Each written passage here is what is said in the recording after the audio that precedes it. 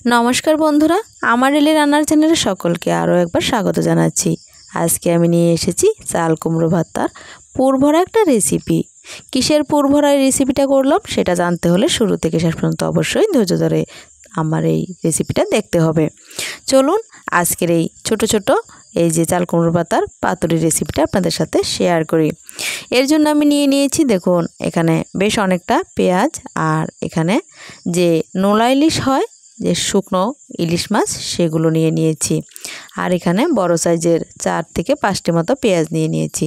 আর দেখুন এখানে আমি চাল কুমড়ো পাতা নুন দিয়ে ভিজিয়ে রেখেছি। এতে করে পাতাগুলো কীরকম হবে একদম নরম হয়ে যাবে।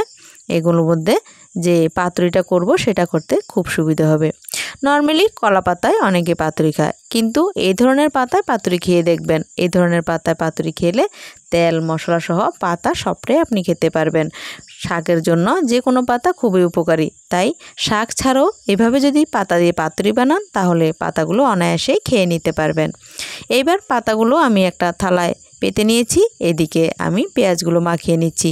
পরিমাণ মতো নুন ও হলুদ এবং লঙ্কার গুঁড়ো দিয়ে ভালোভাবে আমি এই পেঁয়াজগুলোকে ভালোভাবে ম্যারিনেশন করে নেব। ঝালটা যার যার পরিমাণ অনুযায়ী দেবেন।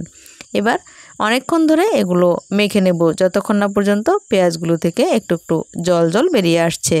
বেশ অনেকক্ষণ ধরে এভাবে চটকে নিয়েছি, হয়ে গেছে।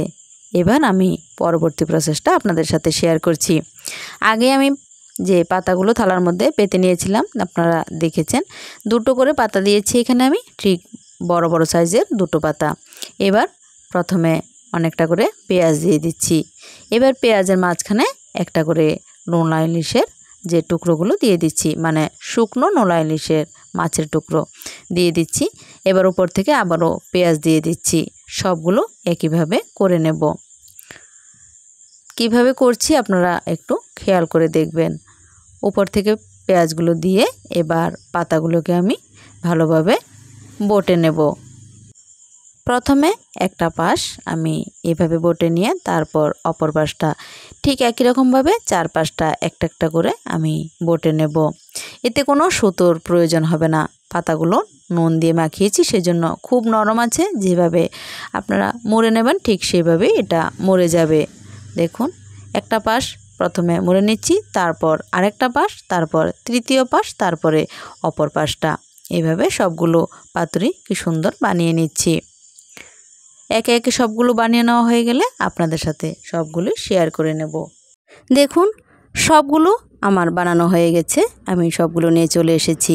এগুলো আমাদের জন্য বানিয়েছি, আর আমার শাশুড়িমার জন্য পেঁয়াজ রসুন ছাড়া কিভাবে বানাই চলুন সেটাও একটু আপনাদের সাথে শেয়ার করি।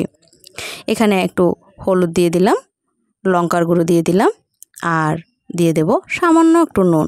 যেহেতু লোনা ইলিশে অলরেডি নুন থাকে আর পাতাগুলোও আমি নুন দিয়ে আগে থেকেই মেখে রেখেছিলাম, তাই অতটা নুন দেওয়ার প্রয়োজন নেই।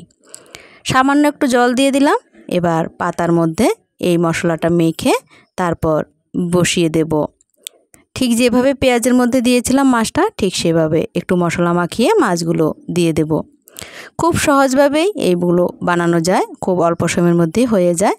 দেখুন কিভাবে বানিয়ে নিচ্ছি। ঠিক এভাবেই আমি দুটো বড়া বানিয়ে নেব। বানিয়ে নিয়েছি, বাকি দুটো বড় সবগুলো একবার আপনাদের দেখিয়ে দিলাম। এবার চলুন আপনাদেরকে ওভেনের কাছে নিয়ে যাই। সকালবেলা আমার খুব তাড়াহুড়ো থাকে, সেই জন্য দুটি ওভেনে একসাথে ধরিয়ে দিলাম, দুইটাই আপনাদের সাথে শেয়ার করে নিচ্ছি। এদিকে পেঁয়াজগুলো বসিয়ে দিলাম আর এদিকে পেঁয়াজ ছাড়াগুলো বসিয়ে দিলাম। দেখুন দুদিকে একবারে হয়ে যাবে। যে কোনো মাছ বা শুটকি দিয়ে এই ধরনের পাতুরি বা বড়া বা পকোড়া যাই বলুন না কেন আপনারা বানিয়ে খেয়ে দেখতে পারেন, খুব দুর্দান্ত হয় খেতে। ছোট বড়াগুলো যেদিকে দিয়েছি সেদিকে একদম লো আঁচে বসিয়ে দিলাম, আর যেদিকে পেঁয়াজেরগুলো দিয়েছি বেশ বড় বড় সাইজের, তাই একদম হাই ফ্লেমে বসিয়ে দিয়েছি। হাই ফ্লেমে 5 থেকে 7 মিনিট আমি এগুলোকে ঢেকে দিলাম। 5-7 মিনিট পর আবারও চলে এসেছি। এবার চুলার আঁচটাকে লো ফ্লেমে করে দিয়েছি। এবার একটু উল্টে পাল্টে দিব। এইদিকে ছোট বড়াগুলো অলরেডি হয়ে গেছে, যেহেতু এগুলোর মধ্যে এমন কিছু নেই হওয়ার জন্য, তাই 5 থেকে 7 মিনিটের মধ্যে লো আছে এই বড়াগুলো হয়ে গেছে। সেগুলো আর দেখালাম না, হয়ে গেলে একবারে দেখিয়ে দেব। এদিকে খুব সাবধানে এই পাতুরি বা বড়া যাই বলেন এগুলোকে একটু উল্টে পাল্টে দিচ্ছি। খুব সুন্দরভাবে আবারও 5-7 মিনিট উল্টে দেওয়ার পর এভাবে ঢেকে রেখে দেব। আমি আবারও চুলার আঁচটা এই পর্যায়ে হাই ফ্লেমে করে দিয়ে ঢেকে রেখেছি। চলে এসেছি দেখুন আবারও 5-7 মিনিট পর। এই পর্যায়ে এগুলো অনেকটা কিন্তু হয়ে গেছে, তাই আরও একটু যেন ভিতরটা হয়ে যায় সেজন্য আরও 5-7 মিনিট আমাকে চুলার আঁচে রেখে দিতে হবে। এই পর্যায়ে আর বাকিটা সময় পুরোটাই লো ফ্লেমে রেখে দেব। দেখুন ওইদিকে পেঁয়াজ ছাড়া যে বড়াগুলো বানিয়েছি সেগুলো কিন্তু হয়ে গেছে। এবার এগুলো বেশ কিছুক্ষণ ধরে লো আঁচে হবে, তারপর নামিয়ে নেওয়ার পর আপনাদের সাথে শেয়ার করব। এই পাতুরিগুলোর পাতাগুলো কালো কালো হয়ে গেছে, মনে হচ্ছে পুড়ে গেছে, আসলে কিন্তু পুড়ে যায়নি, ভেতরটা একদম সুন্দরই রয়েছে। তাই আর যাতে পুড়ে না যায় সেজন্য লো ফ্লেমে বাকিটা রান্না করতে হবে। ঢেকে দিয়েছি শেষ পর্যায়ে 5-7 মিনিটের জন্য।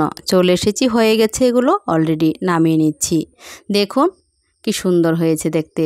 একটা যদি বড়া থাকে বা পাতুরি দুপুরবেলা গরম ভাতের সাথে থাকে আর কিচ্ছু দরকার নেই।